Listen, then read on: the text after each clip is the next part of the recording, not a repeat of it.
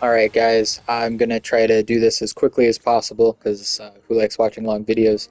So I'm gonna go over real quick how to kind of play shield and spear for both PvP first, and then we'll skip ahead to PvE for all that content. Your main job as a Steelheart is going to be CC and frontline tanking and hard lockdown. So this is the setup that I recommend. Popping Bastion with your party around really helps. Unyielding Sentinels, you pop that before you run in. Obviously, you pop Counter Barrier before you run into. If you're engaging with Death from Above, I recommend popping Counter Barrier as soon as you land. You do have a little bit of time since it fears everybody. But definitely pop Bastion for your party members, especially if you're trying to peel for somebody. Just throwing that out massively increases their survivability against crossbows. Sentinels for yourself only. I don't run the damage boost on this because I'm typically in a tank group and they don't benefit from it very much. If you are a DPS spear, then absolutely run this for the heavy attack boost for your party. Also, if you're a DPS spear, I recommend changing Bastion to the skill damage boost as well, which I'll kind of go over in the PvE version because it uses more of those offensive skills. Desperate Clash, very powerful knockdown. I like to use this when I'm trying to single people out, and less for AoE crowd control, but it is also useful in very tight quarters because anybody that gets shoved from it, if they hit a wall, they'll get stunned. Chain pull here. Just try to. This should be one of the first things you max out. It's very powerful. It's a CC control. It interrupts anybody. It's one of the best peel tools. It's got a really low cooldown, and just fantastic tool there.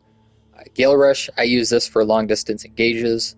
As you can see, it's got a 20-meter distance with my range increases here. It's a really instant. It feels like a teleport. It's basically you're there with just a press of a button. And typically, what you want to follow up with is your annihilating slash, because you should be running fully decked out on here for movement speed reduction mostly. And it's okay to save the second one for a few seconds because it does have it does give you a few seconds to use the second one. It doesn't say exactly here. I feel like it's like 5-ish seconds um, to kind of space out the movement speed reduction. Um, so yeah, it says it lasts 3 seconds. So I would pop this, wait 3 seconds, use some other skills, and then pop the other movement speed reduction. And it's massive, so it really helps peel for your DPS because other tanks that get hit by it aren't going to be able to attack them, and B, it helps your DPS chase down low health targets that get hit by it. And it does have a pretty massive radius. Here, as you can see, it's pretty big. So with that, let's get into some of the other skills really quick. If you want to run Provoking Roar, feel free. What I would take out is probably Gale Rush, if anything, for Provoking Roar, or really that's it. That's the only. Maybe your other chase skill, maybe too. Your Rising Slash. That's another instant chase, and I like running 2 of them because it really helps the mobility on the battlefield when there's chaos going around and you're trying to single out low HP targets to chase and lock down for your DPS to kill. Having 2 of these really helps. I get into some of the spear stuff. Tempest Strike is one of your most powerful abilities. You're going to be building that. It's going to be one of your most priority skills. I highly recommend Directional Tempest, mainly because the move does seem to have a tiny amount of charge time, even though there's no bar. So a lot of times what happens is you'll run up to somebody, you'll do this, you'll pop your Tempest, and then they'll be out of range because they'll be running away from you. And because both of the chases don't have any movement speed reduction on their own, it kind of lets them just kind of sprint away from you quickly, especially if they're one of the more mobile classes like daggers. So what I like to do when I'm chasing people a lot of times is I'll dash and then pop that spin, because it's a lot faster and it feels like I'm pretty sure they're the same width, but it does seem to clip people a lot faster. So the the dash spin right there, you see how much faster that was without the rising slash. The rising slash does seem to have a little bit of a delay coming out of it. So Gale Wind into the what's it called?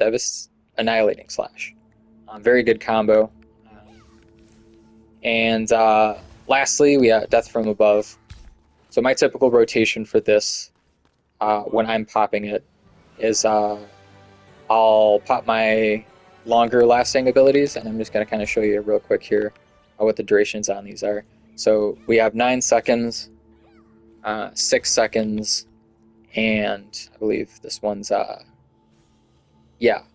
3 for 6 seconds, and then for 3. So I always pop my my CC immunity before, just so that I don't immediately get hit when I come down, and that gives me the opportunity to pop my other abilities without that much worry of getting CC. So then I can easily pop, and then I immediately go into that Tempest Strike. And yes, they're feared, but when you're trying to disrupt backline, the fear is good for a few seconds, but anybody running Fortitude is probably going to have a chance at resisting that, and that's going to open them up to hit you and CC you as soon as your CC resist is no longer buffing you, or they're just going to have so much CC chance that they get through it. So after that, usually I'll pop guard, and that's anybody who sees what's happening. You're going to be, after that Tempest Strike, you're going to be the only one there in the middle of a bunch of people that just got slapped silly. So any of the staff users especially are immediately going to target you. So you pop that shield, and that's going to give you a chance to pop your counter barrier, and it lets you kind of single people out. So you'd be like, oh, there's a staff user, so then you can get on them and start DPSing them, CC them, whatever you want to do to freaking get them out of there. Or you can turn around and shield rush and try to get back to your cluster if you feel like your cluster's not following up, and that'll give you a chance to survive and heal up, or put you within range of your healers so that they can heal you. And that's pretty much it. That's our whole kit. I hope this wasn't too long, and I hope you learned something today. Now let's go into PvE, and I'm going to kind of show you the difference here. So obviously you can see my skills are more offensive based. I got a damage buff, damage buff, damage buff. Now since you're a tank, you're not really doing that much damage, so these are all party-wide buffs. And when all 3 of these are up, it's 300 heavy attack and 100 skill damage, and that's a lot. I can't tell you the number of times I've heard people go, holy crap, I did X amount of damage like while my buffs were up, because it makes that big a difference. I've had a lot of DPS tell me that when the heavy attack or heavy chance buffs are up, about 50% or more of their attacks are heavy attacking. And I know it's got diminishing returns, but 300 heavy attack is equivalent normally to 30% minus whatever diminishing returns. So realistically, probably about 20 to 25% more critical hit percent, which is insane. So let's just get into some of the other stuff I do. Obviously, I'm still running counter barrier, which is it's not a huge help on bosses anymore. You don't really need this to tank bosses. More than anything, I just use this for ad phases and stuff, like on rat phase or whatever, so that I can spam my piercing strike. Strategic rush is a positioning tool. If you need to like find yourself out of position and you need to dash through, or dash to a geyser really quickly, or do something, get you out of a large AOE. Strategic rush is important for that. It's also really helpful for a lot of other mechanics on bosses with ads. You don't really need Provoking Roar for bosses or Chain Pull. It's just not useful. Um, let's see. Witty Strike, important for two reasons. One, it gives you stamina back, and that's 24 stamina is quite a bit. That's like a whole extra block. So, especially when you're fighting like Dimensional Trials bosses where you need to block or dodge roll several times in a row, getting that extra stamina in is really helpful, or just helping you stay topped off. Um, and then consecutive use, of course, to get more stamina and mana back. Immortal Pride, all three. I pop all three. Um, the health regen is not a small amount.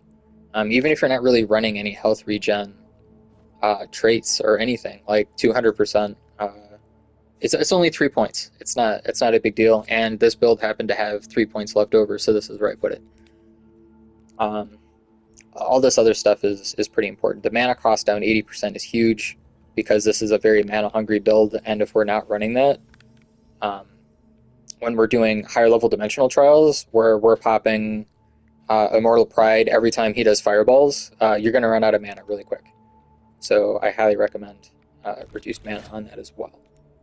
And there's really not many other places useful you can put it. I run Brutal Fury because it just does the most damage, and you can hold the button down and spike it 3 times really quick. If you run Explosive Fury and Javelin Inferno, A, it takes up an extra skill slot, and B, those 2 skills are way more mana hungry. And you don't really need the AoE of either of those skills, so kind of pointless. So I stick with Brutal Fury. Abyssal Cleave, you could run this, you could run Blood Leech. The healing from Blood Leech is pretty negligible. It's not useful whatsoever.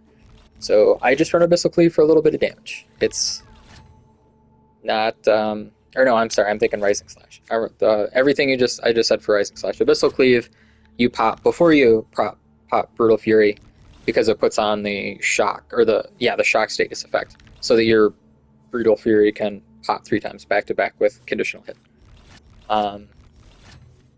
There's a lot of spare points that you can just kind of put out in this build that aren't really useful anywhere else. In Phoenix Barrage, it's a pretty large AoE. I use it for bosses with mobs like Rat Phase during Fog on Dimensional Trials for Toblick or Island or whatever. And that's it. It's a lot of extra damage, but the main thing you're getting from running Spear for tank build is Sentinel's Bastion. It's just really powerful for boosting your team, and it's on. Now that 40 seconds might seem like a long time, but when you have somebody that's when you have bow users reducing your cooldowns, I've been able to keep this up 100% of the time with the right party. So it's really powerful. You could run Cataclysm instead of Rising Slash if you really wanted to. You'd have to build it up to like level 5 in order for it to be better than Rising Slash, damage-wise. But it's got like the same cooldown, and it's not really. It's just not a good skill. I still don't even really understand what the point of it is. On bosses, it's just a little bit of damage. So I just run Rising Slash because every once in a while the mobility helps. And that's it. That's pretty much the 2 builds right there. If you watch this for PvE, I hope you learned something, and I'll catch you guys later.